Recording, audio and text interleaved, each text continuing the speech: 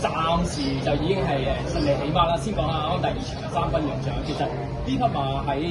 賽事試習都已經見到有啲走勢唔錯。係啊，咁佢嗰鋪集是1200啦，咁佢係都係識緊插邊嗰啲就翻嚟啦，咁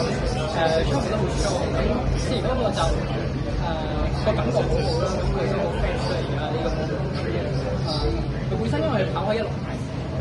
咁都驚佢可能160米可能太過 strong 咗啲，咁可能1200會放鬆啲，佢擺一有一隻馬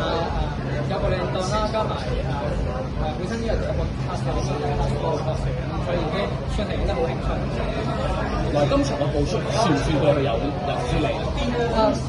佢本身都比較有口嘅馬嚟，咁其實1200米已經過咗佢大塊啦，已經有得舒服咗少少，但係佢都仲要成熟咯，因為而家都有上1200頭先都有少少咁長口嘅，所以希望進步多啲會贏更加多嘅賽事。佢哋之前喺1里都有個表現咧，呢匹馬性能會廣泛，可能要下一場認真食翻1里。咁呢個決定留翻俾人頭啦，但係暫時都冇問題，我覺得可能係 fresh 咗啊嘛，所以1200今日係我覺得係啱啱好。唔係，另外喺頭場我哋都同住按次勇士一磅到底贏馬，呢匹馬亦都係喺試習度都見到佢有啲好嘅走勢。係啊，咁我記得喺長發試佢，咁佢裝得好快啦，一盤到底啦，咁翻嚟佢都冇乜喘過氣，咁上次試習會覺得